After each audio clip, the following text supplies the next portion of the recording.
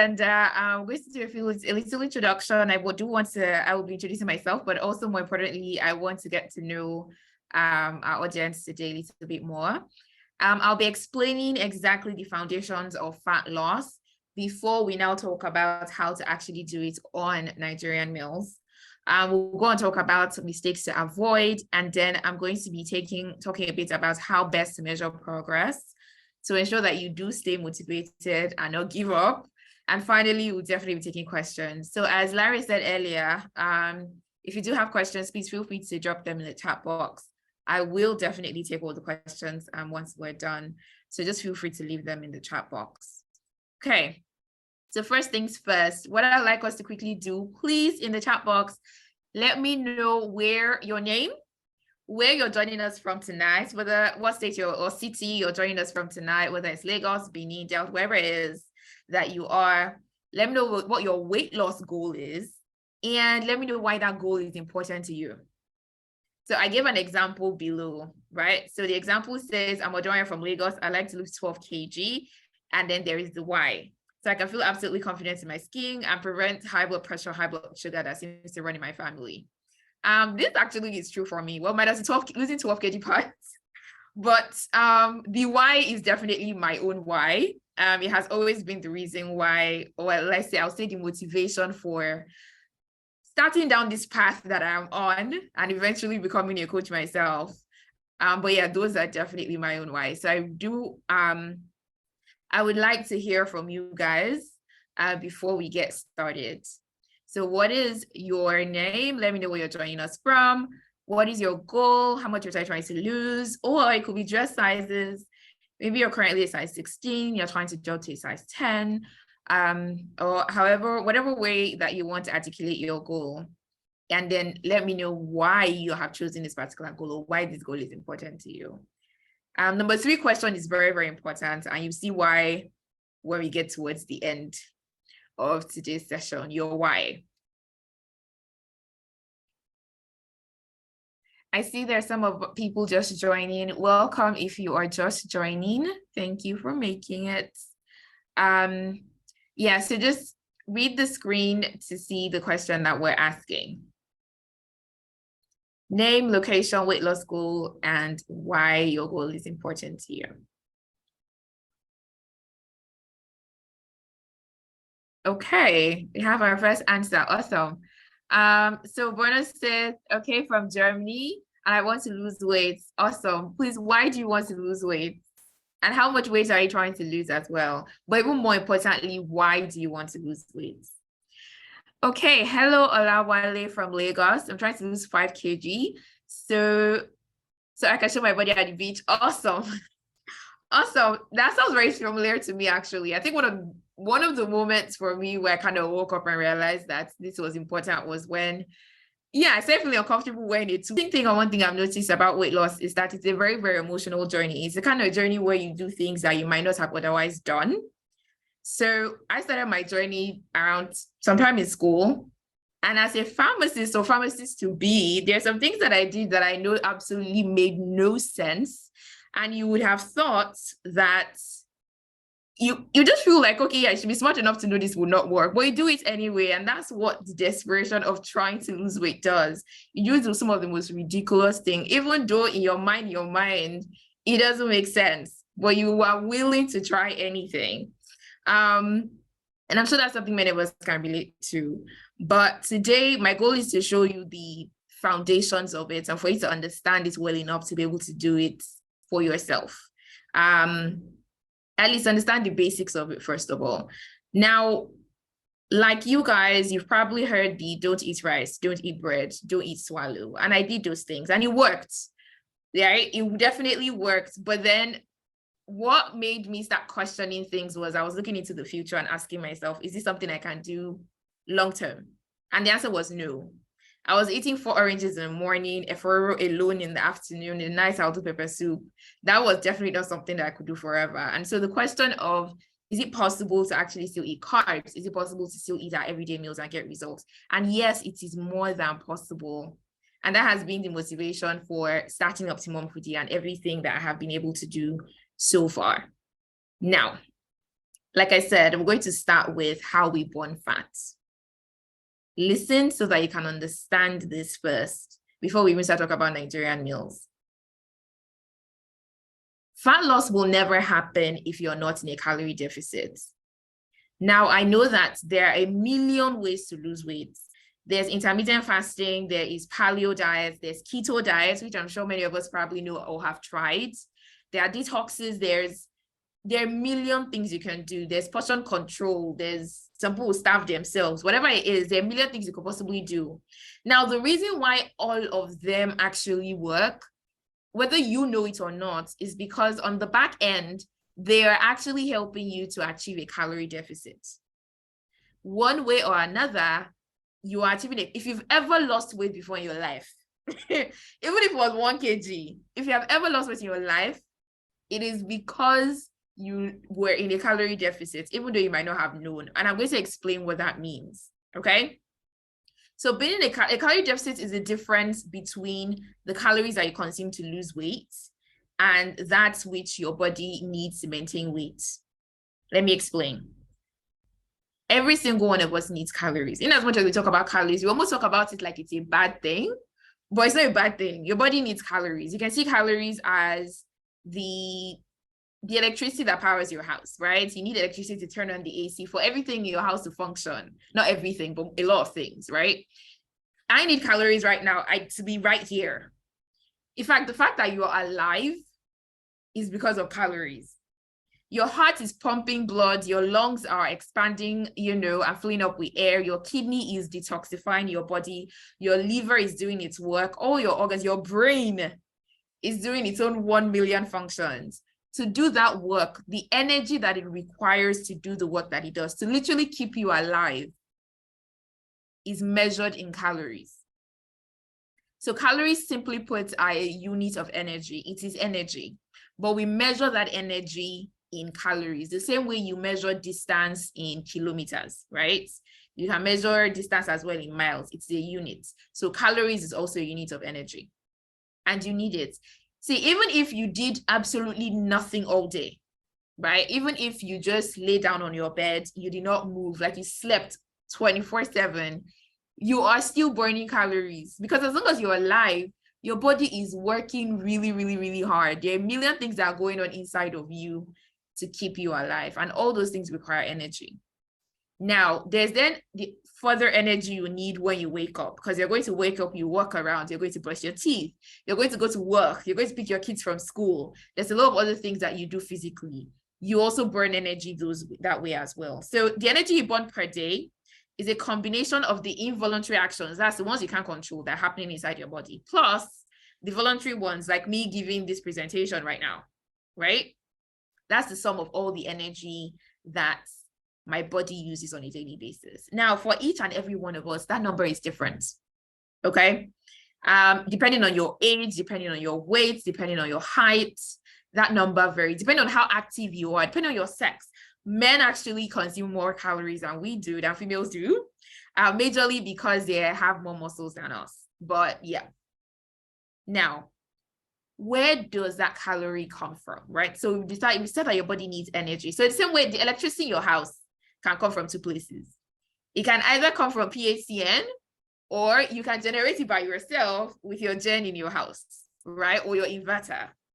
Those are some of the ways electricity enters your house. So the way that our bodies provided calories to, it comes from 2 places. It can come from outside, right? That's from food. Or it can come from inside of you, which is usually by your body converting the excess fat that it has into calories. Now, you have to remember that the excess fat that you currently have was once calories. So the way that you gained weight, or why you gained weight in the first place, was because there was a point in your life where you were eating more calories than your body needed.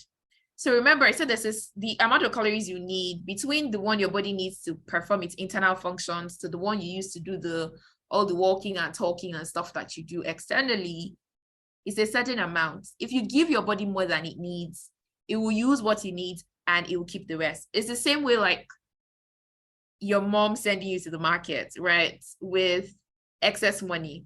So she gives you a list and says, this is everything you need to buy. But then there's change and you're very happy and excited about the change. So you save it. You open your small colo and you throw the money in there. And then for every time that Momsy sends you to the market and there's change, you just keep saving that excess inside your piggy bank, right? That is exactly how our body works. For every day that you give your body more calories than it needs, it saves those calories as fat. And if you continually do it over a period of time, it ends up becoming a lot of fat. And that's when you feel like you wake up one day and, oh my God, I'm size 16. How did that happen? But it was happening small. It didn't happen in one day. It didn't happen in 1 week. It didn't happen in 1 month. It took time. Repeatedly, you kept eating too many calories, more than you needed. Now that we're trying to reverse the process, right? We're trying to lose weight. What we want is that we want your body to now take that excess fat and convert it back into calories. But here's what you have to understand. This is the second thing that you need to understand. Your body will never take that excess fat and convert it into calories as long as it keeps getting enough calories from your food. Because you have to understand, the food is the primary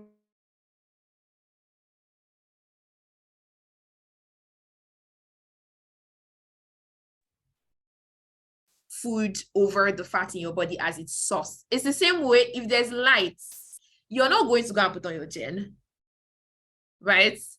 If you were to pick your sources of electricity, PHCN is your number one choice. It's only when they take the lights that your inverter kicks in or you go on and put on your gen. That it is a secondary source. So that's the same way the fat in your body is a secondary source of energy. The food you eat will always be the primary source. So then the question is, how do we create a situation where your body actually chooses the fat in your body and converts it into calories? So it's the same way like your mom, or if your mom continues to give you enough money to buy all the things in the market, your savings are going to stay intact. There's absolutely no reason to go and touch it. But let's imagine a scenario, right, where for whatever reason, the money that Momsy gave you this time around was not complete. But the list she gave you, and she told you must come back with every single item on that list. Basically, she wants you to perform a miracle. So finally, it's like you have no choice but to go and open that your small colo and take some money out of it to make up the money that Momsy gave you because it was not enough. And that is exactly what we do with our body. We intentionally do not give our bodies enough calories.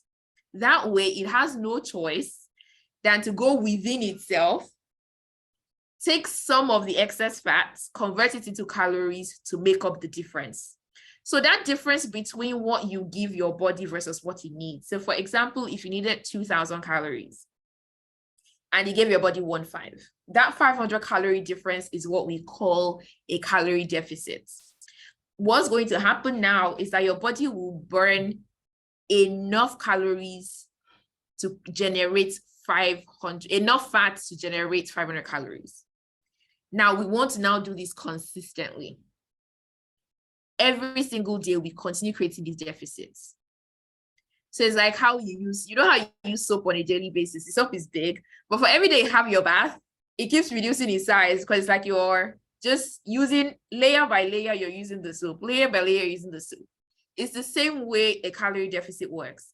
Every single day that you're creating that deficit, you're shedding off just a little more fat. Your body is burning 500 calories worth of fat. So one day, it might not really seem significant. I mean, it's just 500 calories worth of fat. It's not that much. Okay. But in a week, a 500 calorie deficit in a week is 3,500 calories, which is about 1 pound. Right? So 1 pound is about 0.4, is about 0.5, approximately 0.5 kg. Right? That is what, and if you do that consistently, that is how you begin to then notice, hey, I am getting smaller, you know, I can see space in my jeans, right? Or my belt is getting loose. You actually begin to lose fat. Now, it's important that you understand this because when you do, you begin to appreciate how important your diet is. regardless of anything else you want to do, whatever supplement it is that you think you need to buy, whatever, what do you call those things?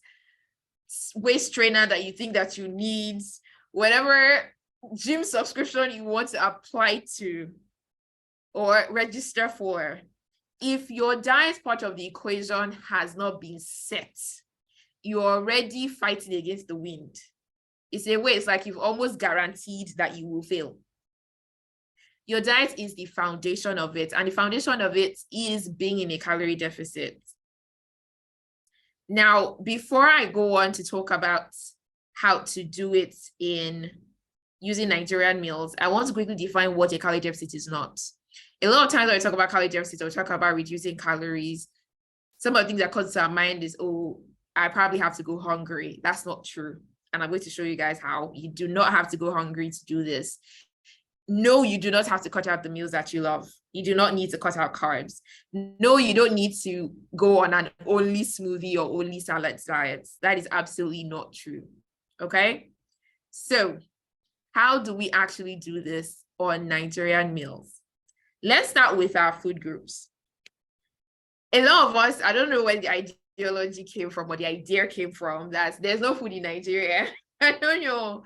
Or that, you know how we used to say it now, Kosonja Nigeria is only carb, it's only rice, it's only bread. But it's not true. We have all the different classes of foods and we have it in abundance.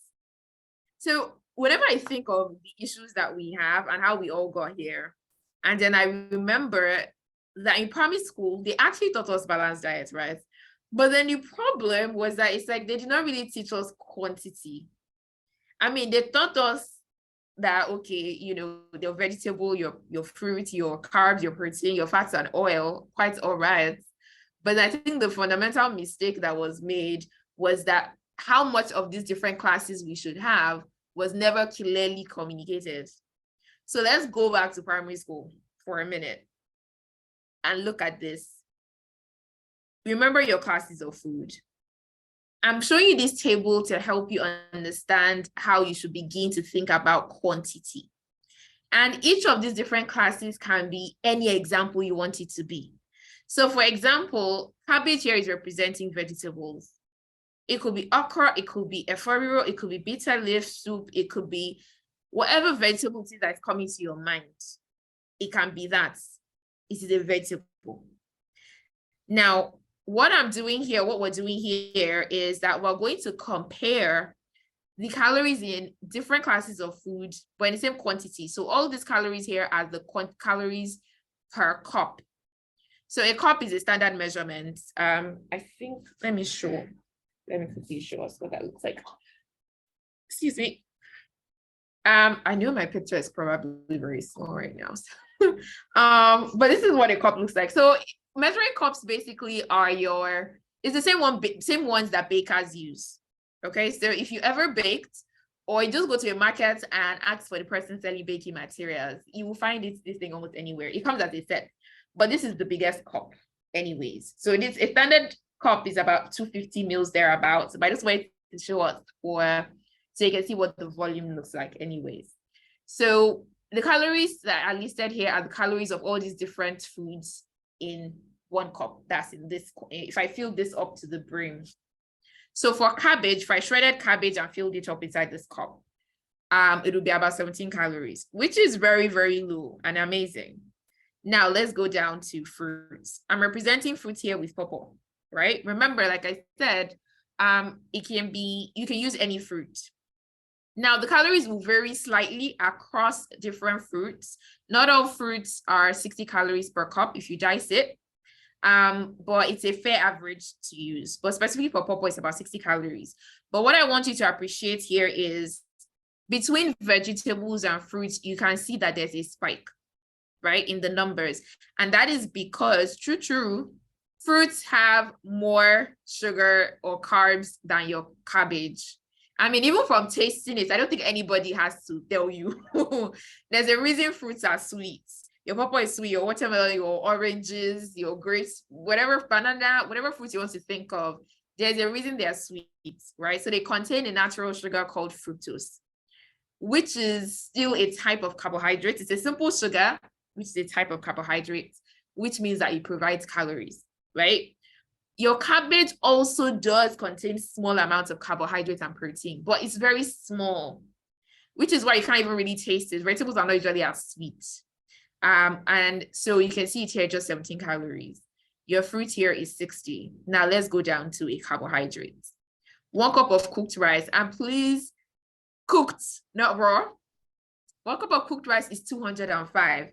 Now you can appreciate the graduation, right? We've gone from 17 calories to 60. Now we're in 205. Now let's go to protein, right? So a cup of cooked chicken, if you like diced it up, is about 250 calories.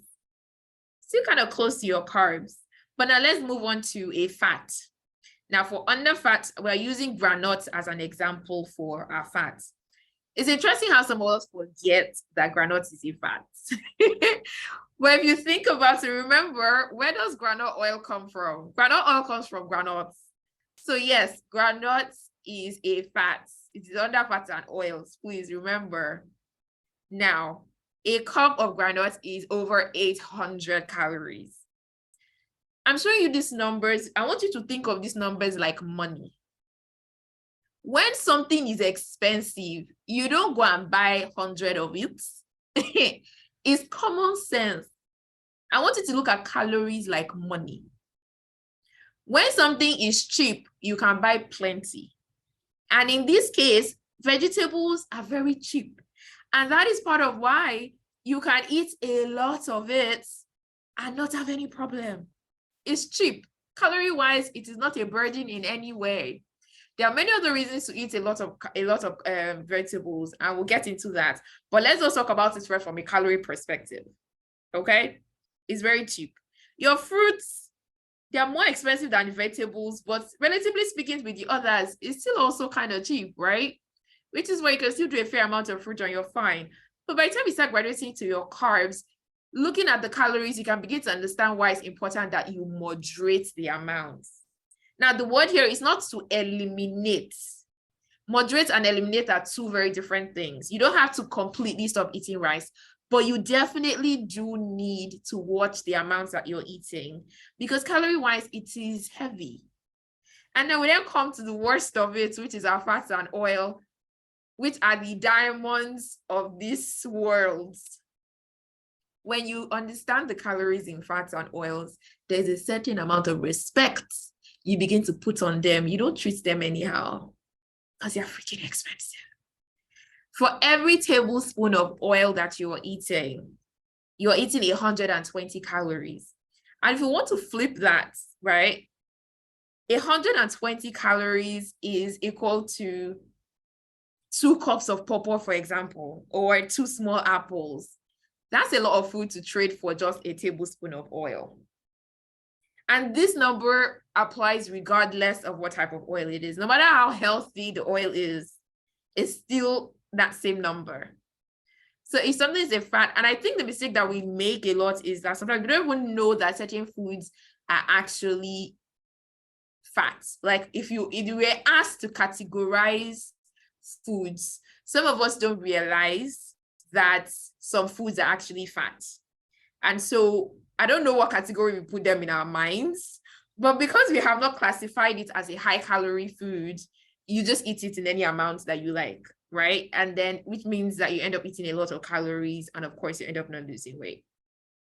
So now that I have put it this way, I hope that you understand the justification for reduce the amount of oil, stop frying your food so much, moderate your carbs.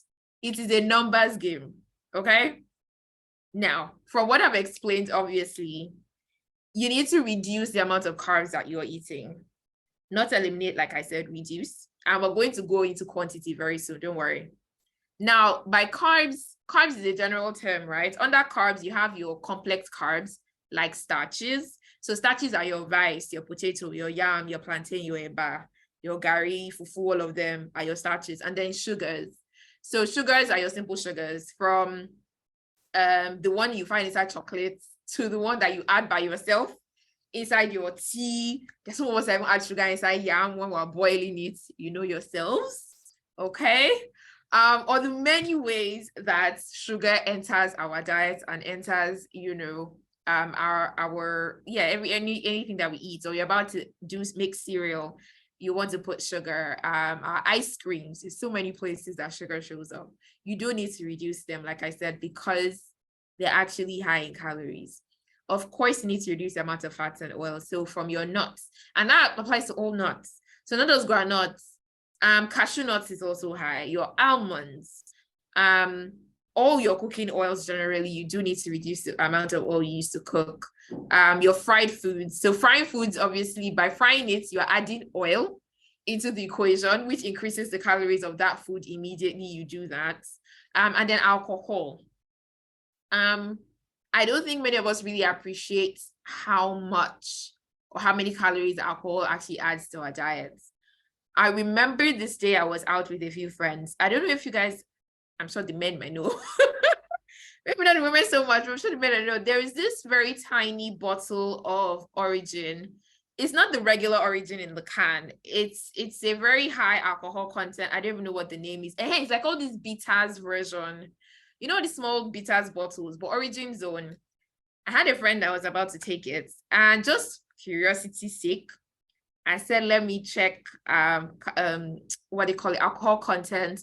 I'm struggling to remember now, but I know that it was at least 20% or so, which is actually pretty high. I said, luckily, it had a nutrition label. I was happy. Let's see the calories in this thing. That bottle is so small, but because of how high the calorie content is, that tiny bottle had 400 calories. And this was something that this person was still going to dilute. He had ordered Feruz, right, to dilute this thing with. And I'm like, okay, so you've ordered Feruz on top. The Feruz itself, I don't really drink Feruz, but I think the Feruz will be between 150 to 200 calories per can, right? So I'm like, so they just this drink alone, but had not ordered food. Just this, your mixture of this, your Origin thingy and your Feruz, you're doing approximately 600 calories already, which is crazy. And generally speaking, the higher the the higher the alcohol content, like the percentage of alcohol in the product, usually the higher the calories will be, because alcohol has a lot of calories. It has more calories than carbs. And you need to fully appreciate and understand that. And the idea also that when you dilute it, it somehow, I don't know, minimizes all the problems that you could possibly have with alcohol. It's not true. It doesn't make it less alcoholic. It does not reduce the calories. Actually, you're even adding calories, because there's the calories already in the drink itself. Whether you are sitting down to share a bottle of Hennessy with your friends or a Black Barrel, whatever it is, you then put Coke or Pepsi by the side to be diluting it. The Pepsi itself is calories. Then the Hennessy itself, it's its own calories. And I know people that will finish, a bottle of Jameson just between two people. It is ridiculous. Very easily from drinks, people are doing 1,015 calories in a sitting. And they're still going to order Unkobi. They're still going to order something else.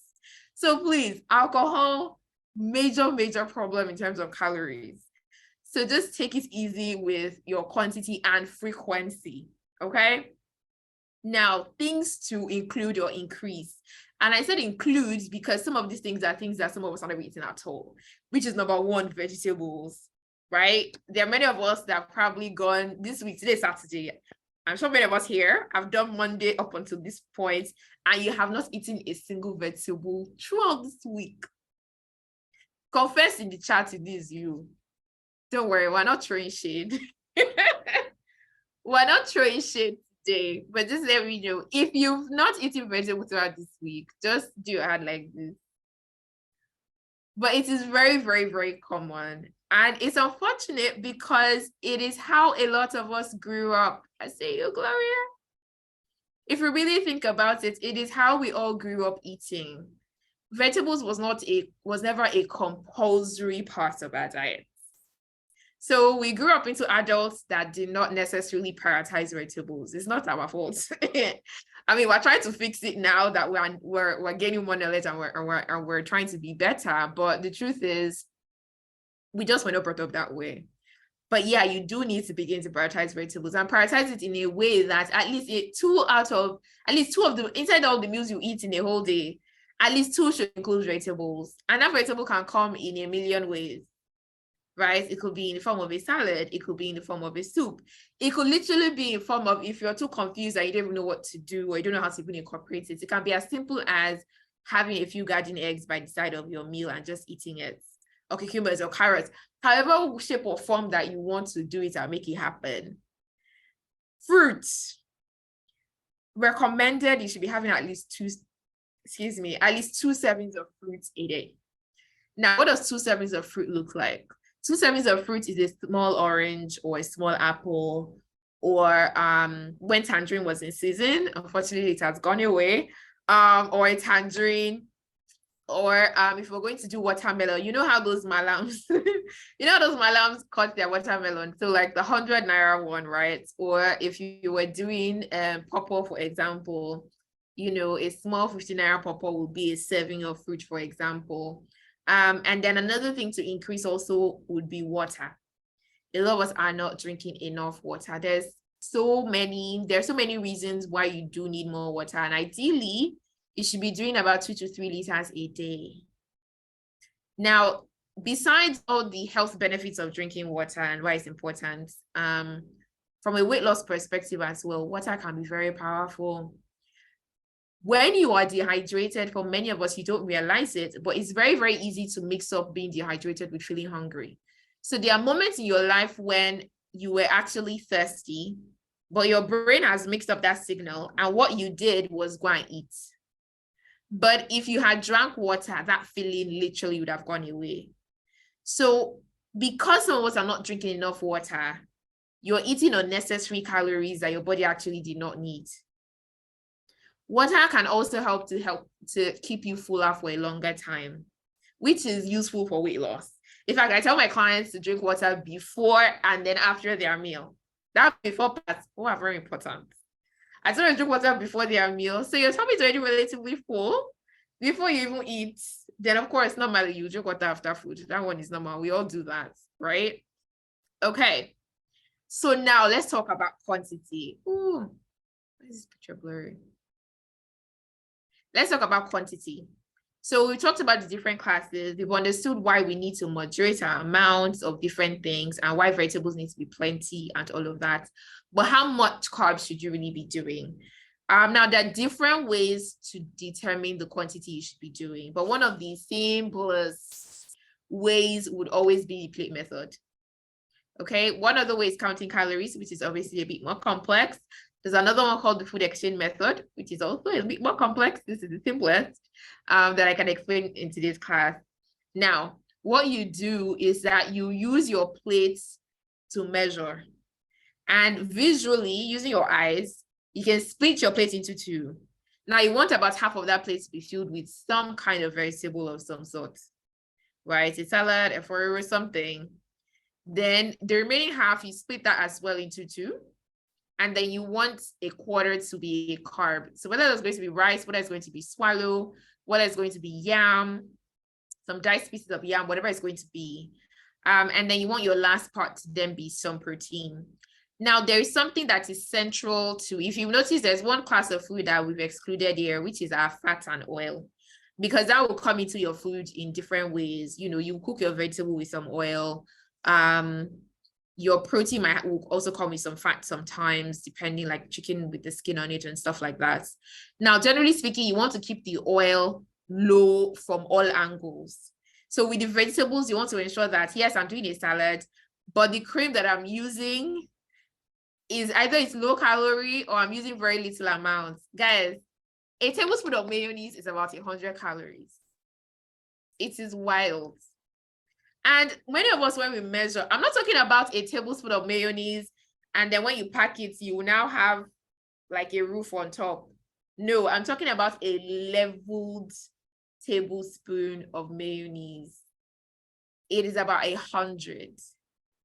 Now, your regular salad dressing is about 45 for that same tablespoon. And then there are then even lower calorie versions that there are versions as low as 50 calories per tablespoon, right? In fact, I have this mayo at home right now that is 10 calories per tablespoon. It is an ultra light mayonnaise. So there's the first level of mayonnaise, which is the regular one, which is about 100, between 90 to 100 calories, depending on the brand. Then there is the middle one, which is light mayonnaise, which is about 42 calories. It's interesting. I have all three versions in my house. So there's the middle one, which is about 42 to 45 calories per tablespoon. Then there's the extremely low one that I currently have that's 10. It's not as popular in Nigeria, unfortunately. The day that I found it in Nigeria, I did a video literally because I was like, what? The last time I saw it was in the UK, which is unfortunate that it's not more popular here. But yeah, there are some stores you might find it. But even the middle one is fine, right? If you're a mayonnaise lover, that is. But if you don't mind the other regular salad dressings, they're also fine. But then quantity is super, super important. Don't drown, say Odu said we should eat vegetables, and then you put the vegetables there and then drown it with salad dressing. You will spoil everything again because now you've added back lots of calories. Okay. With your protein, I think that's what I shouldn't have to say that you should not fry, right? You want to ensure that you do any other thing but fry. So you can boil it, you can grill it. There's something called air frying now, which is awesome. So basically air frying, there's something called an air fryer. It's a machine that fries your food with hot air. So if you're somebody that it's really important for you to have that crispy feeling. Like when you fry meat, you don't like it when it's boiled. You want the surface to be crispy. Then you might want to consider investing in an air fryer. The prices vary very wildly. You can get one as low as 40,000. You can get them as high as 100 and over 100, depending on brand. But invest in an air fryer if, feeling the feeling of fried food is important to you. For your starches as well, please don't fry, right? There's some of us cannot do without frying the plantain. But trust me, when you take plantain and you fry it, you add about 50% or more calories to it just by frying it. So boil it, grill it, turn it into bully. But yeah, please, you need to take it easy on the frying. Then we have our fruit. So remember I said at least 2 servings of fruit a day.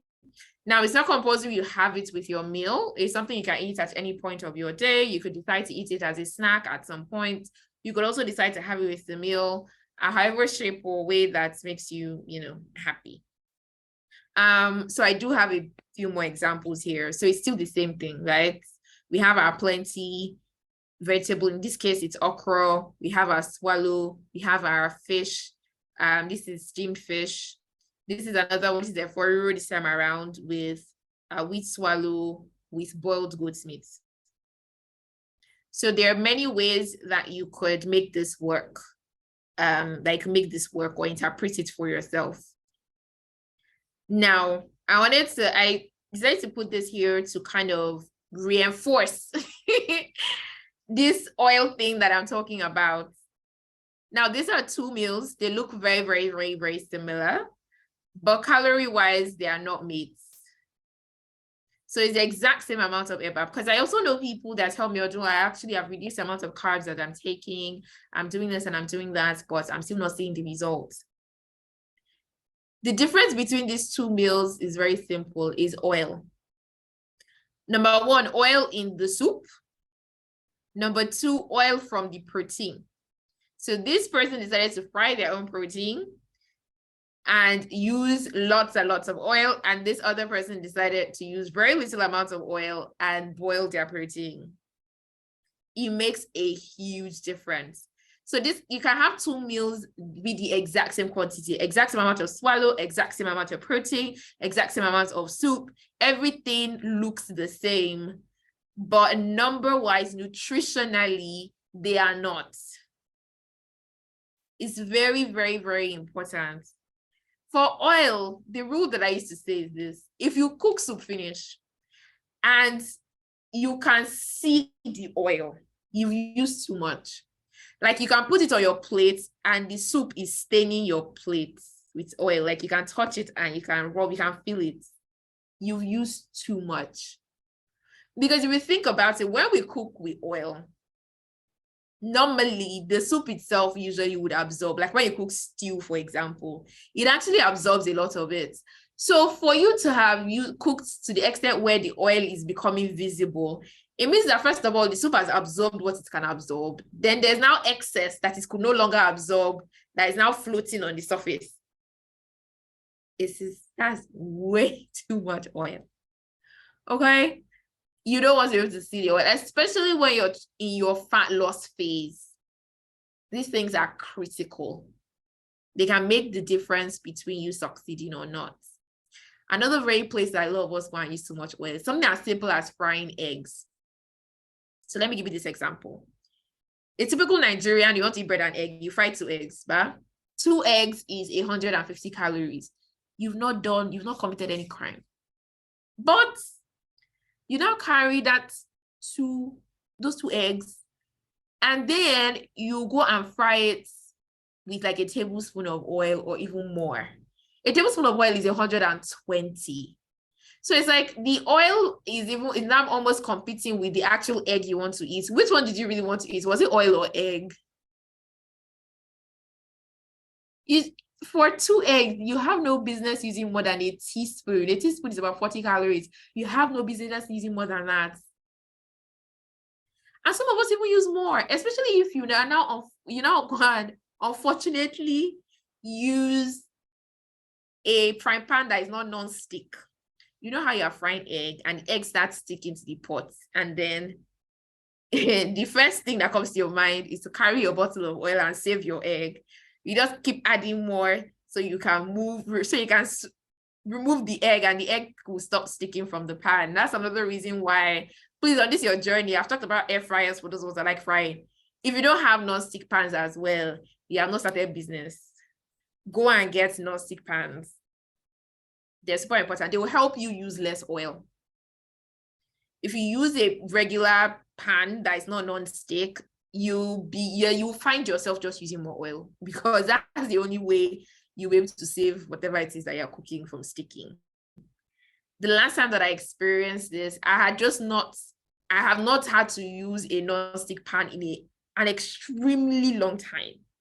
I was at a friend's place. I wanted to fry egg, and the only pan that was available was non-stick. No problem. I was hungry. Let's eat. Let's cook. And then I knew it was a non-stick pan, so I even used a little more than I would have normally used in my own house. But even the more that I used was still not enough. And I just found myself continually adding oil, and I'm like, oh my God, this is how it happens. At the end of the day, I had used more than 2 tablespoons of oil trying to fry this thing, which was 2 tablespoons of oil is already 240 calories, which was already more calories than the 2 eggs I was trying to fry. It was ridiculous and completely unnecessary. So guys, please, this oil matter is not a joke, okay? Now, let's talk about mistakes to avoid. Please, like I said earlier, as I'm going on, if you do have questions, please leave them in the chat box. Or at least if you have a note, you can note them down, and then we'll take them during the Q&A session, okay? Awesome. Now, one of the most common mistake that a lot of us make is assuming that because they said that a food is healthy, then that automatically means that it is low calorie, and that I can just use it to replace something else, or that I can eat it in any amount that I like. Grave mistake. Healthy and low calorie are not the same thing.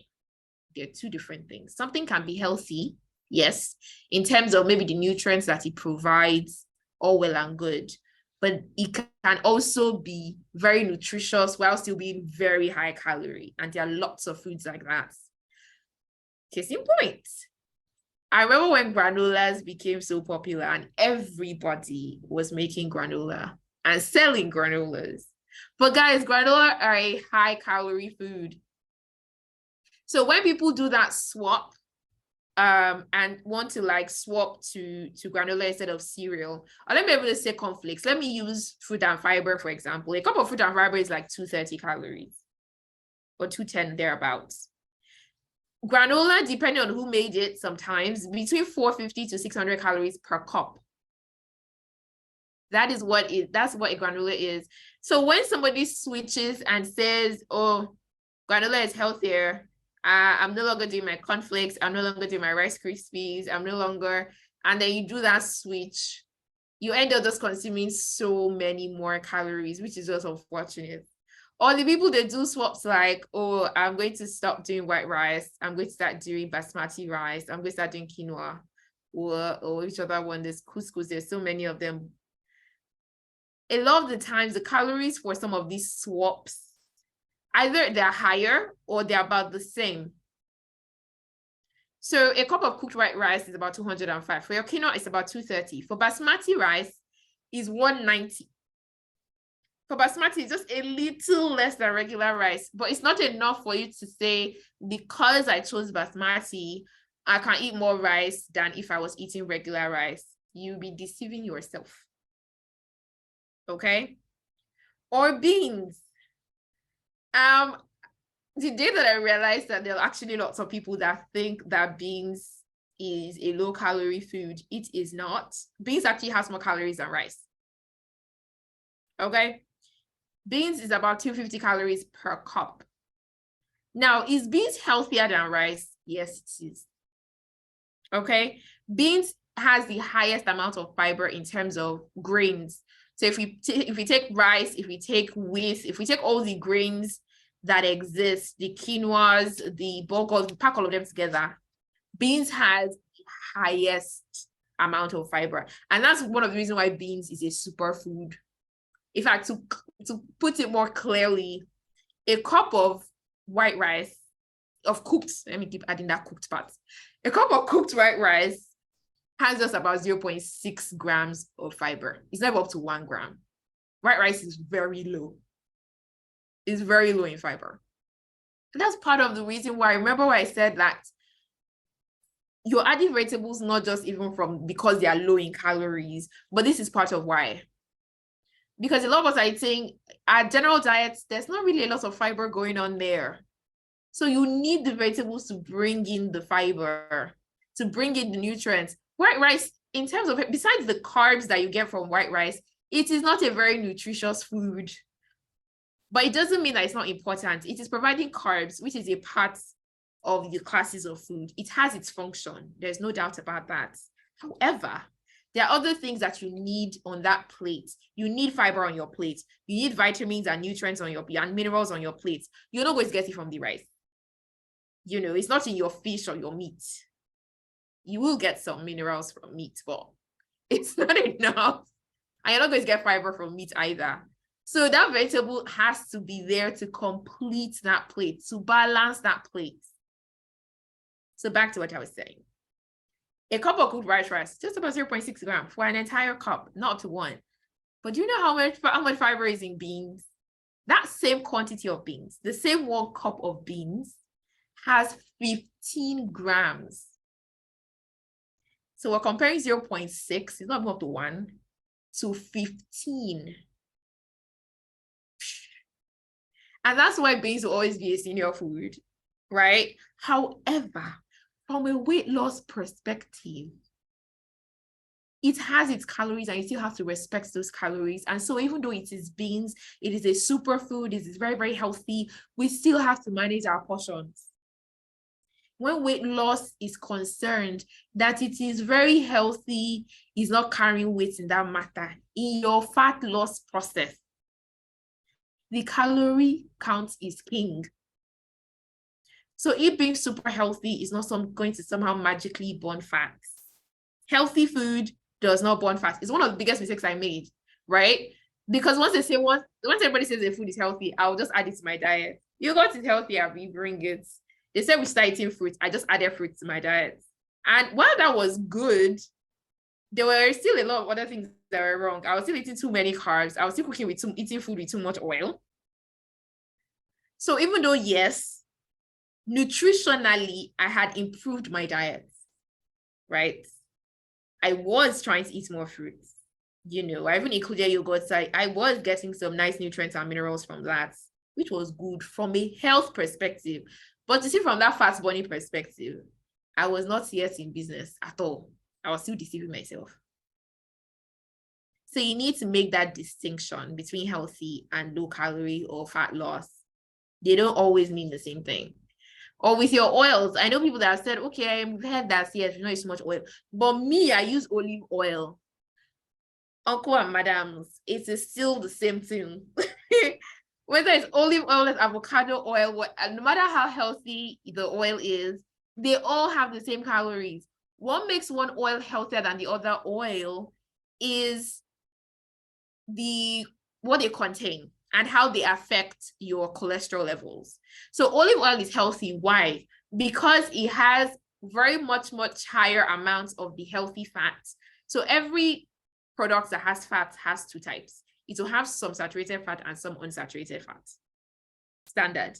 Now, what makes any oil or fat healthy is when the amount of unsaturated fat, which is the good fat, is a lot more than the saturated one, which is the bad one, which is why olive oil is healthy. So with olive oil, that ratio is about 87 to 13%.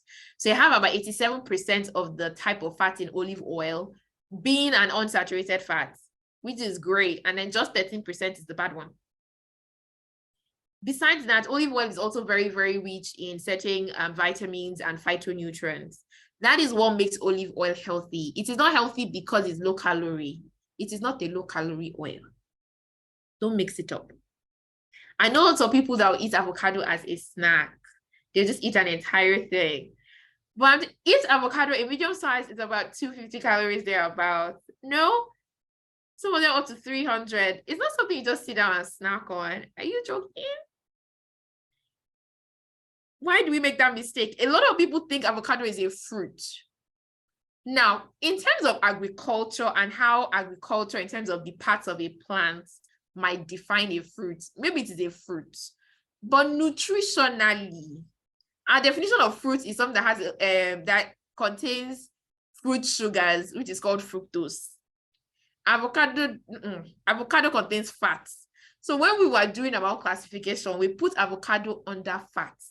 And because it is a fat, if you remember that table we started with, fats are high in calories. Automatically, when you know that something is a fat, your brain should just tell you that this thing, I have to eat small of it. Automatically, you should just know that this food is something we eat small. Respect it. That is healthy does not mean. Or even your granola, people say, oh, granola is healthy and so that's why you're eating plenty.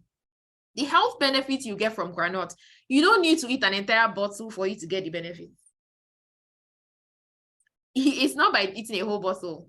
Just a few pieces a day will give you all the health benefits that it needs. Any other one you're eating after that is for your own benefit and your mouth's benefits. It's not for your body's benefits. That's just a lie. Okay? Another very big mistake we make is replacing water with juice. Regardless of what kind of juice it is, even if it is the most natural juice in this world, please remember that juices have calories because they contain fructose, right? Fructose is a simple type of sugar, which is a type of carb, which means therefore it has calories. So if we take orange juice, for example, and I'm thinking about juice that even if it's you that squeeze this by yourself in your house, which means that you're 100% certain that nobody has adulterated this juice with any amount of sugar. Per 500 mils, we're talking about 240 calories. So it will be a huge mistake to think that you can decide, I don't like drinking water, I don't like the taste of water, I'm going to do juice instead. That would be a mistake. Now, is the juice healthy? Absolutely. Because it has nutrients in it from the fruits, lots and lots of nutrients, which is amazing. But remember, from a weight loss perspective, that nutrients do not mean anything. You are drinking calories. And so you need to be very, very careful about the quantity that you're doing. So not that you cannot drink them, but you have to be aware that this thing I'm drinking does have a fair amount of calories. And therefore, I cannot treat it like the way I would drink water. And with water, you're not bothering about anything. Drink as much as you like. But if it's a juice, you can't treat it that way. You have to be conscious about how many bottles you're doing through your day. Okay? Another mistake to avoid is hoping that exercising will somehow solve all your problems. It never will. The amount of exercise you will need to do to lose weight without watching your diet is exercise that none of us here are willing to do. Now, exercise has its role to play, but in the absence of the right diet, or in the absence of a calorie deficit from your diet, exercising is almost a waste of time. Because it will not be enough to push the needle to put you in a calorie deficit. So when you're already in a calorie deficit with your diet, you now add exercise, you're able to increase that deficit and then get better results. But alone, without your diet, exercise will just be frustrating. Another, which I think honestly was my own biggest mistake, because I was working out for the longest time possible, because I was just so sure that that was the answer. That was what it seemed. I don't know. It just seemed to make sense. So when doing it at home was not working, I ran to the gym. When I got tired at the gym, I ran back home. But regardless, I was relentless. But it did not work, because there were still too many calories coming from my diet. So no matter how hard I was trying, it was just never enough. Okay. Another one that a lot of us think about is the timing of our meals. So I hear a lot of people say, oh, I get home late, so unfortunately I eat late and I don't know what to do about it. You know, I know I'm not supposed to be eating that late. I'm trying to lose weight, or I'm trying to lose belly fat, and so on and so forth. You do not need to have your last meal by 7 or before 7. Food does not store as fat once the clock hits 7 o'clock. It doesn't work like that in any way. Remember, your body stores fat because you have eaten too many calories, not because of the time that you ate the calories. If there is no excess, there is nothing to store. So even if you're eating by 10 p.m., as long as the calories you're eating at that moment is still within your allowance for the day, there is absolutely no way, like literally it is physically impossible for your body to store fat.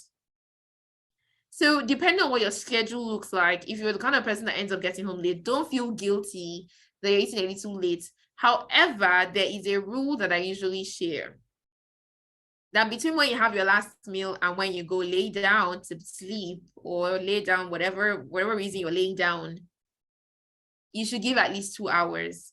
Now, this 2-hour gap rule is not because the food stores as fat. Rather, it is because you want to avoid gastrointestinal issues. So you really want to, when you eat and immediately lie down, there are a lot of things that can happen. One, you could wake up very bloated because it's going to take longer for your body to digest that food because you're lying down or you're sleeping.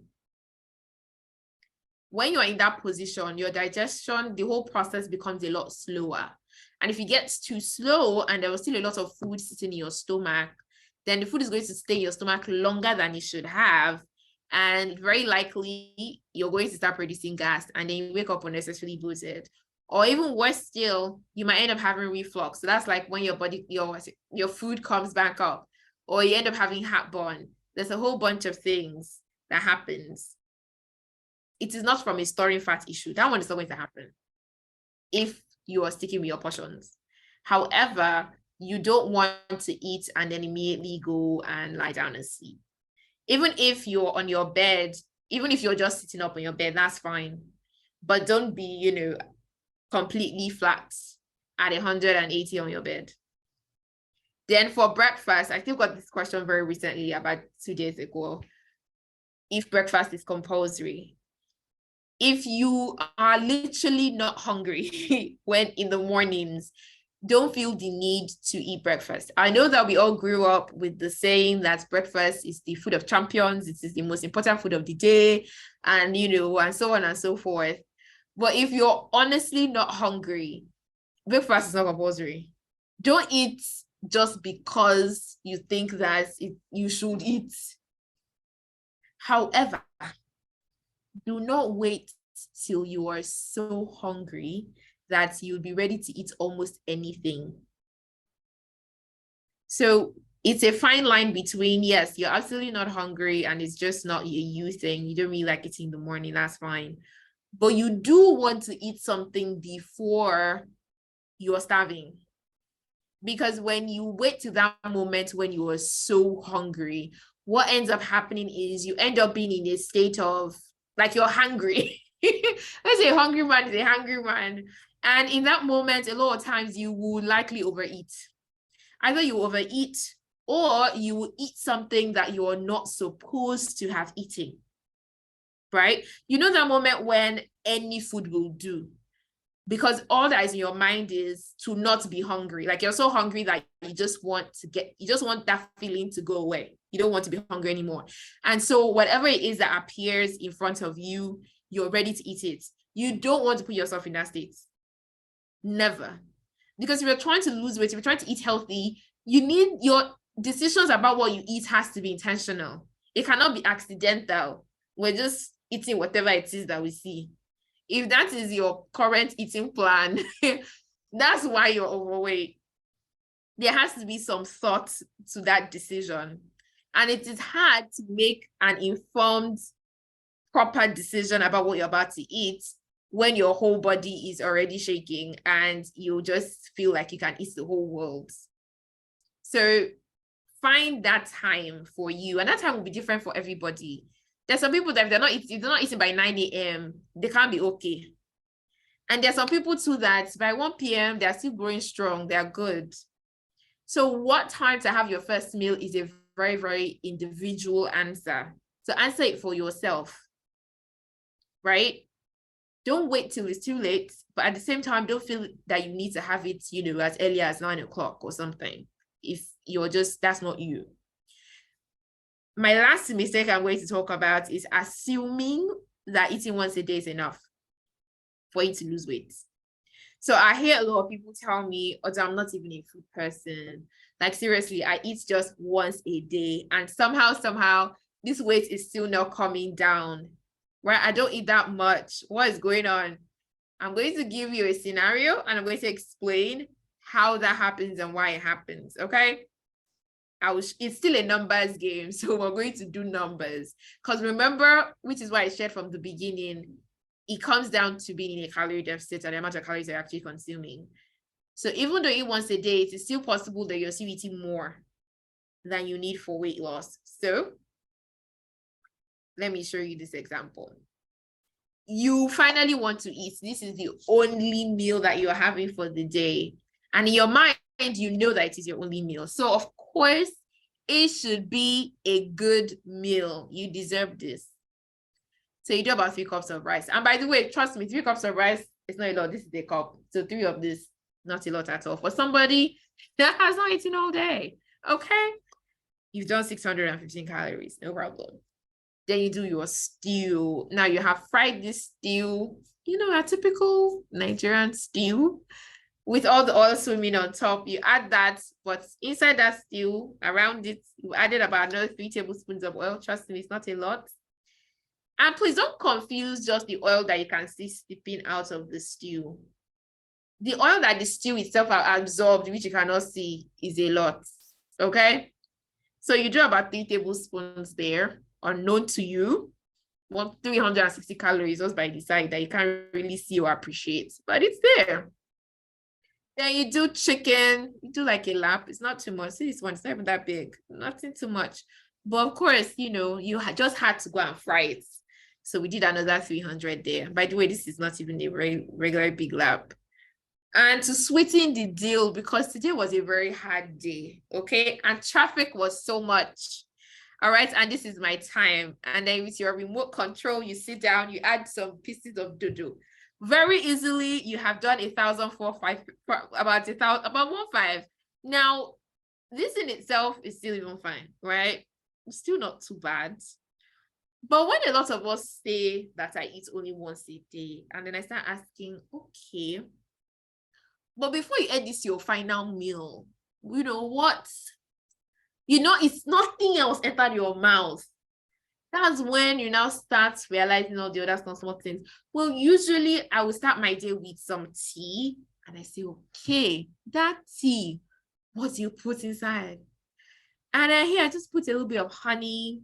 I don't use sugar, okay? I just use a little bit of honey. My people, honey has more calories than sugar, okay? Yes, it's healthier, it's whatever, it's natural. Honey is a combination of fructose and sucrose. So fructose, that sugar that I said is in fruits, that is what is naturally occurring in honey. That is why it is sweet, okay? Then it has a small amount of sucrose. Sucrose is your normal table sugar. It is naturally occurring in honey. No, I'm not talking about honey that somebody added sugar to. I'm saying that the honey from the bee, that is how it comes, okay? It has about 63 calories per tablespoon. So you have that your tea that you put honey in, or maybe it's date syrup you use, or it's agave nectar, I don't know. Or it's coffee you do, whatever it is, you should have it somewhere, do calories there. Whether it's in your office or it's in your house, that you have this bottle of granules that's always sitting there. So every once in a while, you pass by and pop some in your hand and just mindlessly chew away. A handful very easily of your peanuts is about 200 calories. In fact, let me be specific. 17 peanuts is about 100 calories. So I want you, if you have peanuts in your house and you're a granite lover, to count 17 pieces and ask yourself how many you would normally eat. And this is not as food. This is just you passing by. Okay, this is just you being bored and feeling like chewing something. And so you have some. So this 100 calories, trust me, I am being very conservative here. And I mean extremely conservative. A lot of us do a lot more because 200 calories is just 34 pieces. It's not a lot at all. Okay. Then mommy, come and help me open this biscuit. You open it, you steal one, you go away. There's so many mindless ways. So you're taking calories here and there, but like you don't even remember that you did through your day before you finally have that your last meal, which is the main meal, and the only thing you are counting in your mind. Because for some of us, until we've carried plates, we've carried spoon or fork, you don't count it as food, right? But it's entered your mouth and your body has counted it. Whether you like it or not, it's your business. Your body has registered the calories for whatever it is that you might have put in there, okay? Then our juice people, all right? Those of you that like want to be replacing water with juice, you drink, I don't know, if 500 ml, like I said, is 240, which is similar to the calories in a bottle of Coke. By the way, a bottle of Coke is 210. A bottle of natural, fresh, unadulterated juice is about 240. So from a calorie perspective, nutritionally, of course, juice is better than Coke. Because Coke is empty calories. Besides the calories, Coke has nothing else to offer you. But the juice has lots to offer you. But it still has calories. Okay?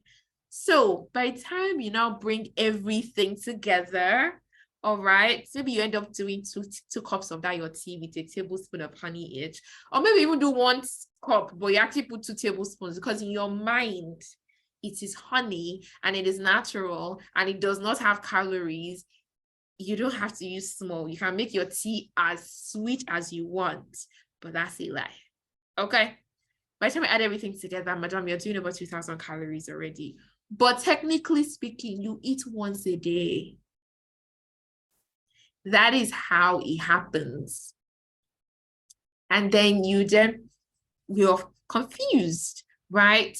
Now, most people would lose weight at about 1,500. Now, what you need to maintain your weight right now is a very individual number, right? For some of us, it's 2,000. For some of us, it's 2,001. For some of us, it's 2,500. Depending, if you weigh more, your calorie allowance will be higher. If you're taller, your calorie allowance will be higher. With age, it's the opposite. The older you get, the smaller your calorie allowance because your metabolism actually reduces as you grow older. If sex, yes, the men have a higher calorie allowance than women. What's the last one? Physical activity. Obviously, somebody who is more active would use more calories than somebody who is very sedentary. So our maintenance level it varies for every single one of us. Remember, to lose weight, you need to be in a deficit, which means you need to eat less than that amount.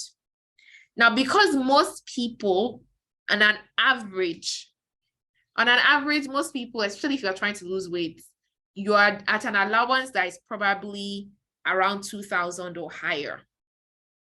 So for most people, if you're doing 1,500 per day, you should be in a calorie deficit, right? So that will give you about a 500 calorie deficit, or it could even be more. So for example, if your allowance is, your normal allowance for weight maintenance is 2,200, for example, and you're eating 1.5, it means you've created a 700 calorie deficit, right?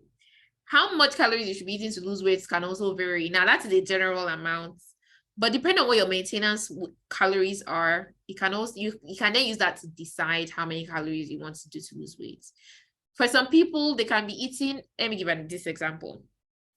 Personally, my maintenance calories at the moment is about 1,700.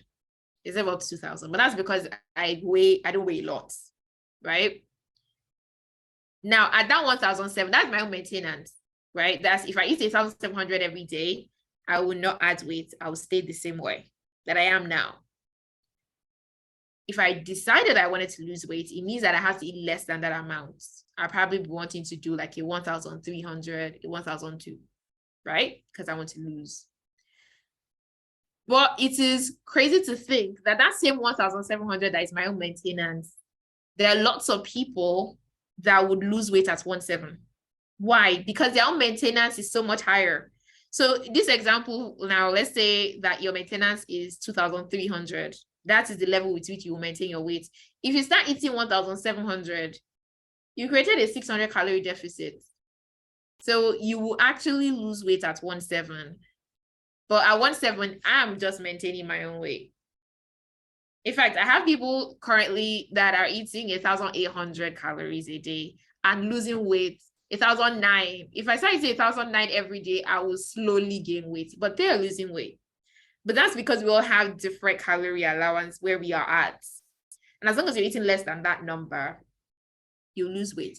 But if I had to pick a general number, right, that I think that most people should lose weight at, I'll put it at about 1,500 thereabouts. Okay. So this last segment, I decided to add this actually last minute because weight loss is not easy. And just yesterday when I was talking to some clients, and this thing kept coming up with almost every conversation that I was having. And so I decided to throw in this slide because you can very easily discourage yourself on your weight loss journey or think that what you're doing is not working. When it comes to weight loss, there's nothing more motivating than results. What you want to see is results. That is what pushes you to continue trying, right? Number one thing that I'll say is to never completely rely on your scale. Many of you are going to start this journey and you're going to climb your scale and you see that your scale is not moving. And you're going to wonder why. You're going to assume that it's not working. But before you categorically say that you're sure that this thing is not working, I want you to try other things first. So personally for me, when my clients send the result, I never accept only scale as result. You have to send me your measurements too. Now, when you climb the scale, unfortunately, you measure your entire body. So you're measuring your fat, you're measuring your muscles, you're measuring your water weight, your bones, your organs. It's measuring every single thing about you that you have put on that scale. But fortunately, what you really want to lose here is fat. I know we say weight loss a lot, but we're really talking about fat loss. And so it's very possible for you to have lost fat. But if for whatever reason, some other part of you increases in weight, so maybe your body is retaining more water than normal because you are ovulating, right? Your period is on its way. Excuse me. Or you ate something that just had a little more salt than normal. Your body is going to hold on to water. So yes, you lost fat, but then something else came up and then canceled it out. So when you climb the scale says, you should try again later, that there's nothing for you here. And then you feel bad. But when you check your measurements, you will be surprised to see that you've actually lost inches. And see, as long as you're losing inches, you can literally ignore what the scale is saying because it is incorrect. Losing inches, whether you do your measurement, your bust, your waist, you check your hips, you check your arms, your thighs, as long as you're seeing progress in any of those places, you know that you are actually burning fat. Whatever it is you're doing is working. At this point, about 40% of my clients don't check the scale anymore because of this issue. If you are very tied to the scale and the scale is not giving you positive vibes, but you know that you are seeing progress in other ways, you might want to stop checking the scale. The scale is not for everybody. Literally, we've had people who have dropped 2 dress sizes, gone from extra, extra large to large, and the scale barely moved. It happens. So please don't let the scale demoralize you. It happens too often. Okay, look at the other things. How are your measurements doing? How are your clothes fitting? It could be the fact that you notice that it could be something as simple as your bra hook. You noticing that normally you used to put it, in the first one, but now you're needing to move to the middle one, move to the last one. It's because literally your body is getting smaller. It means that you're making progress. Or it's your belt hole. There's a hole you used to use before, but now that hole is becoming too loose and you realize you have to move to a new hole. You burn fat. That's why that's happening. So even if you climb the scale and the scale say you don't make progress, it is the scale that is wrong. Okay? I remember when I said earlier, I asked us about our goal when we started this. I know we all have a weight loss goal. I want to lose 10 kg. I want to lose 15 kg. I want to lose 20 kg, or you're a certain weight now. You're like, my goal is 75 kg. I want to do this and my goal is to hit 70. And all you're doing is you're waiting to see that 70 on the scale. But it might not happen. Not that you will not reach your goal. They're 2 different things. It is possible that every single thing that you wanted to happen at 70 kg can happen for you. You wanted to feel more confident. You wanted to, whatever health parameters that you might have been tracking. Maybe it was your blood pressure, was your blood sugar, or maybe it was some pain in your knees. Maybe there was a dress you wanted to finally be able to fit into before you started having your kids. You can achieve all of that and climb the scale, and the scale is still not 70 kg. Does that mean that you did not reach your goal? Hell no. You reached your goal. Your real goal was the reason you were doing this, not the number on the scale. Don't mix the 2 up. The scale is just a metric of measurement. It is not your real goal. It's like when we want to make money. We're not really making money for the money. We're making money because of what we want to use the money to do. It's not about that 1 million naira, right? It's about what that 1 million naira will buy you or what to allow you experience. So when you say I want to be 70 kg, in your head, in your mind, you're picturing that at 70 kg, I'm going to be able to do XYZ. I'm going to be able to wear this. I'm going to be able to go out and do this. I'm going to be able to start experiencing this. I won't feel too shy to go out anymore. I'll be able to become more social. I'll be able to become more confident. I'll be able to finally stop my blood pressure medications. Whatever reason that it is, that is what you should be looking out for. And if those things do happen, then you have reached your goal, regardless of what the scale says. What the scale says becomes absolutely irrelevant.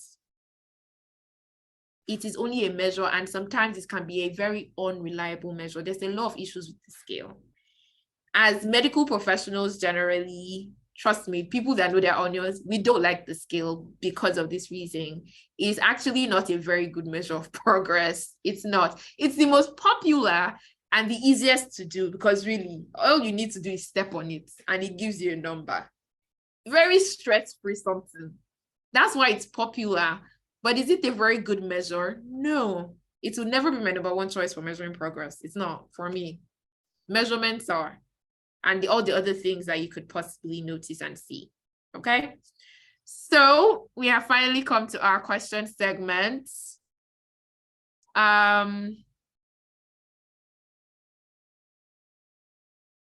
Okay, awesome. So I'm trying to, I know I can already see some questions. So I'll start with. Yeah, we can start with I'm trying to go. Ola's question. Okay. Let's see. Okay, I think that's Ola. What question is Ola? The first question I'm seeing here is from Tabitha. Is there any other? Okay, I've seen the last one now. Yes. How do you handle midnight cravings? Okay, thank you.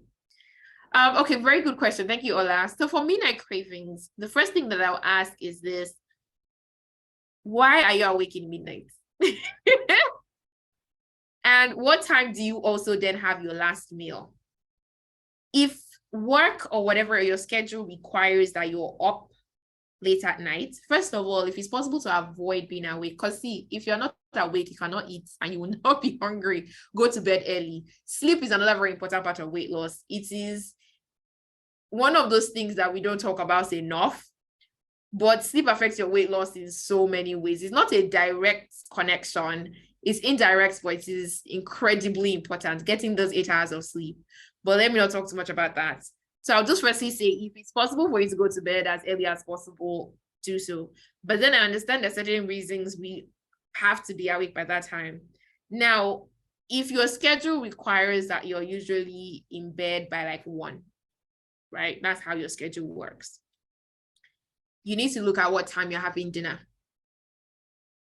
If you're going to go to bed around 1, it will not make a lot of sense for you to be eating dinner by like 8. Because what you would have done is that you have created a 5-hour gap between when you had your last meal and when you're going to bed. 5 hours is a lot of time to not have eaten anything. Because if you think about it, what's the gap between your breakfast and your lunch, between your lunch and your dinner? It's usually about 5-6 hours. So you don't want to create. So usually if you know you're going to go to bed extremely late, you want to push your dinner a little further down. That's one option. So if, for example, I'm going to bed by 1, I'm probably doing, dinner like to 11. So that by the time I'm ready to go to bed, I'm still good. That's 1. 2. If you also know that that's what your schedule looks like, you can plan for it. You can plan for a midnight snack. But that's the thing. The key word here is plan for it. Because by planning for it, it means that you have put it into consideration from the beginning of the day. It's like you've made room for it. So it's like being on a budget and you know that inside this budget, let's say you're going shopping. I know that inside this budget, I already have the particular shoe I have my eye on and I must buy this shoe. So I know that whatever it is I'm doing, the 20K for that shoe, I've set it aside. So you can make room for it by setting aside and know that, okay, because I want to have this snack in the middle of the night, you made room for it in terms of the calories you consumed through the earlier parts of your day. So that when you have it, it's not ruining your progress in any way. Now, talking about cravings in general, whether midnight, during the day, whenever the cravings are happening, one of the very steps to reducing your cravings is to actually start to eat healthier. I know it sounds funny, but when you start eating healthier and you actually start providing your body with the nutrients that it is also craving for, a lot of the times our bodies our body craving things is a cry for nutrients, which we misinterpret a lot of the time. When you are having constant cravings, go and check yourself. You're probably not eating healthy. If you're always craving sweet things, you're always wanting, your diet currently is probably not great. So even without doing anything crazy, the simplest place that you can start with fighting cravings is to actually start eating healthy. Because when your body is in a balanced state, you are giving it the nutrients that it needs, it requires of you. Through you're eating enough of your vegetables, you're eating enough of your fruit, you're getting in that fiber, you reduce the amount of sugar and carbs that you're taking, your body automatically starts craving less.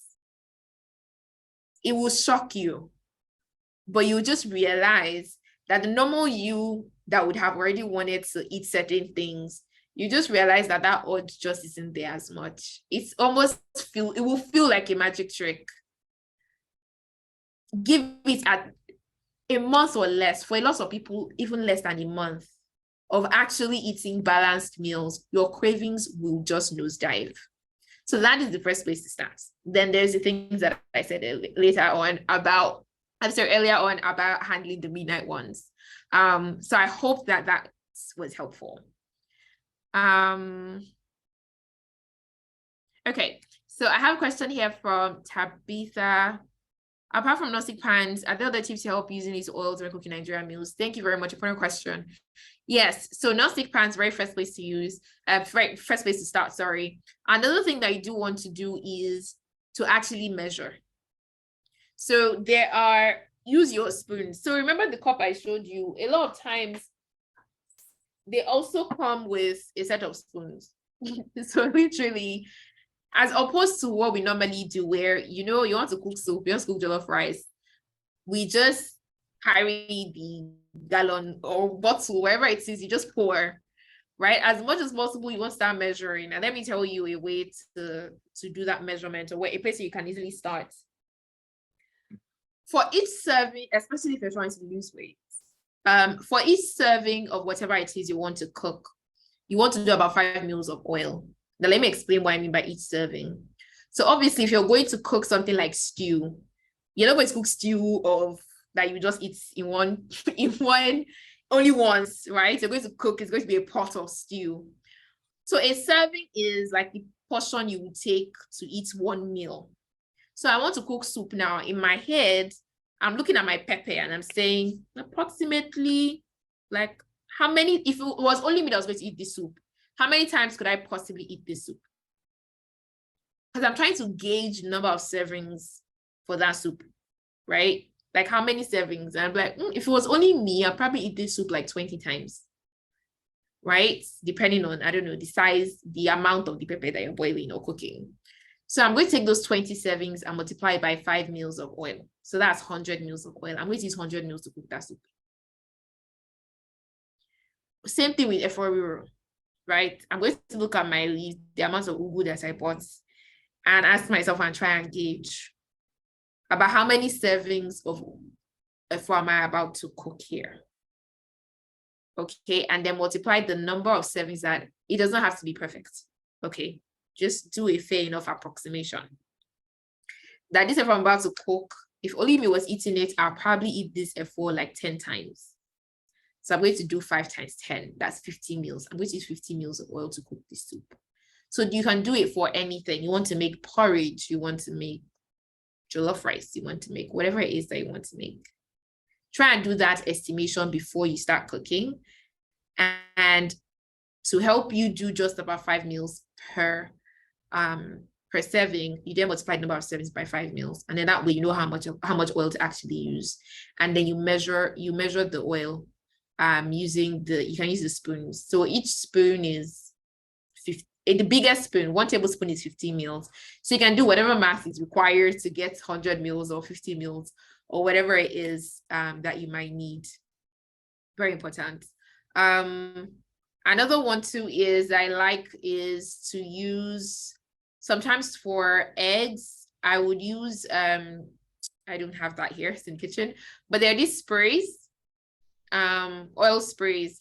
Now, it's not as if the oil spray in itself is like lower calorie or something, but because it is a spray and it allows you to spread, some of our problems sometimes is that by the time you put the oil, because it's too small, and you're trying to spread it around the pan, right, as much as possible, and it can be a little annoying. Although what I do is I allow the oil to heat up. Once it heats up, it's a little less viscous and it's easier to just move your pan and spread it. But another thing that helps to make sure your pan is well coated with oil, but not too much oil, is using the spray. So you can just spray and it spread it really nicely. So you can consider also getting the oil sprays as well. So in terms of using less oil, I think that should help. In terms of flavor, sometimes I know some people like, how is it possible to use that amount of oil? The food might not taste good or something. It's not true.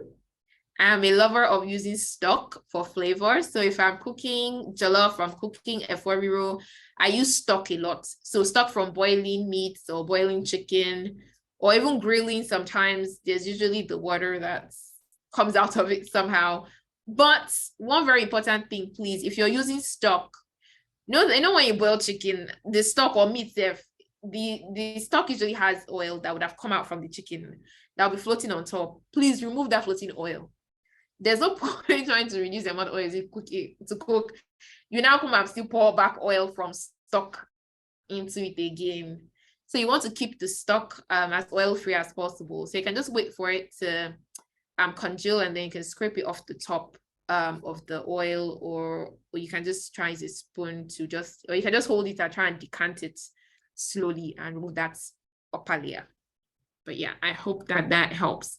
Aside water and fruits, what other snacks do you recommend? Excellent question. Thank you, Angela Olua. So one of my fruits, you already mentioned fruits, but I'm going to mention why I absolutely love fruits, because they're very filling, and they tend to hold your stomach pretty well. But another option that I like is a combination of yogurt and fruits. So for example, I could do, okay, sorry, I'm gonna bring out the cups again. Okay, no, so this is half cup. This is 1/3. Okay, so I could do say 1/3 cup. I could do 2 of this of Greek yogurt. So 2 of this, and then do like a small fruit. So like a banana, medium-sized banana, or a very small apple. That will put me at about 200 calories. That's an amazing snack. If I'm feeling like biscuits, I could do Jacob's crackers, about 4 or 5 pieces of Jacob's crackers. 4 pieces, about 140 calories. Reducing 5, that's about 175, which is still fantastic for snacks, for a snack. I also love popcorn. But with popcorn, you got to be careful, obviously. So I make it, or popcorn in itself is a very low calorie food, like the popped corn. What makes the calories become higher is the amount of butter or oil, and then the amount of sugar that whoever is making it decides to use. So if you control those 2 things, you can end up with a pretty decent popcorn that doesn't have too many calories. So there are also these ones that are the least stress-free popcorn you can ever buy. They're these microwave popcorns. So they come in these paper bags. Most of the very big supermarkets, if you enter a Spa, a Blanco, I stay in Ogudu, so I buy from Winnie or Home Affairs. I don't know what supermarkets might be near you, but all you literally need to do is throw it in the microwave, and for like 2-3 minutes, and you have popcorn. Now, I usually buy the salted ones. It doesn't even have any sweetener at all. It will not taste nice, but it tastes really, really, really good. So usually I would do about half a bag of that as a snack, and it's very filling. It's very, so, nice. It's another one you can do, plus the fruits, to make it, to kind of increase volume. So for example, I could do a piece of fish, like the fish that I showed earlier that was with the eba, with a small apple or a small orange. That's about 200 calories, an amazing snack. So I hope that those options get you going. Is eating brown rice or sugar healthier? Okay, I'm not sure, but I think let me answer the brown rice. So the brown rice is like one of those swaps I was talking about. Brown rice does not have lesser calories than white rice. Now, is it healthier? Yes. It's healthier because it has a little more fiber than your regular white rice. However, you can still eat your regular white rice as long as you're including vegetables with it. So yes, it doesn't have a lot of fiber, but you can bring fiber into the equation by eating it with a vegetable. Yes, it doesn't have a lot of nutrients, but you're bringing in nutrients from those vegetables.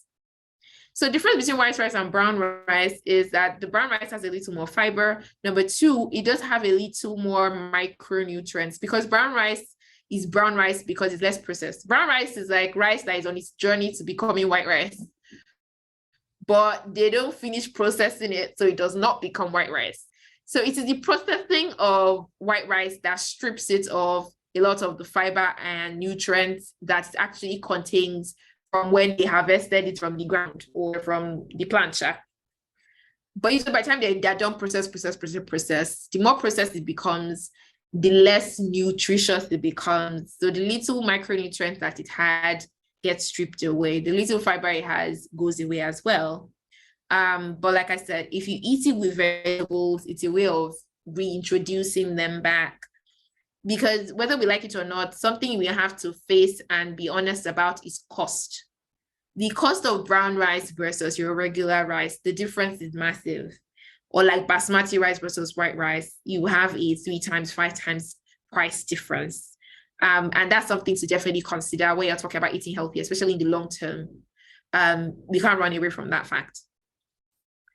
Then the sugar is not healthy. It is healthy in small amounts because you only need small amounts, because it actually doesn't have any health benefits really. Like if you completely decided to stop taking sugar, nothing will happen to you.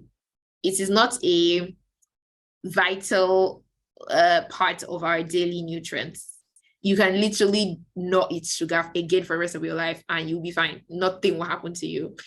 But however, because life has to be sweet, no problem. We take some sugar, but of course not too much. Is it just spaghetti healthy? Yes. Like I already showed us in the examples that I did, your carb could be anything. So don't think of any food like this is healthy and it's not healthy. You're thinking in your mind, right? Like, what is the carb?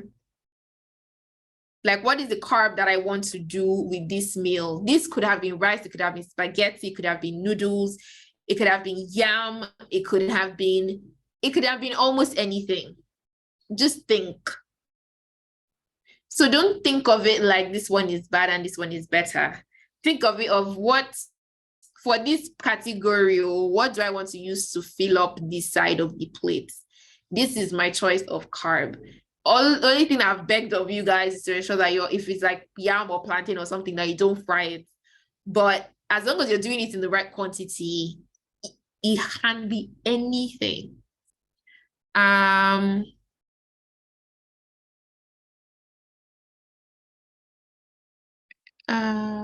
Something I really, really love swallow, obviously for the different soups that can accompany it, is the one thing I relish for different tastes every time. I don't chew my swallow. I was surprised that some people do. Yes, some people do. Does this make a difference to weight gain if I chew? No, absolutely not. Nah, it doesn't. It doesn't. No, you can decide to chew or not chew. No, you can decide to chew or not chew. It might cause bloating. That is possible. Maybe. I'll just say that if you're going to be swallowing it, then obviously don't take very large portions. From a weight gain perspective, that is not true. It's the quantity that matters. How the EBA enters your body, it doesn't matter. Whether you're carrying the entire thing and throwing it in there, as long as the quantity is right, that's not a problem. However, it could possibly cause bloating if you're doing very large amounts. And I'll explain how, like, you know how we do EBA now, you carry it in muscles. If each muscle you're taking is really big and you swallow it whole like that, because of the size, it might take a little bit longer for your body to break it down. And if you're having very lots of it, that in large portions, and it begins to take too long, your food is supposed to spend there's an amount of time ideally you should spend in your stomach, an amount of time ideally that it should have been digested and passed along into your intestine.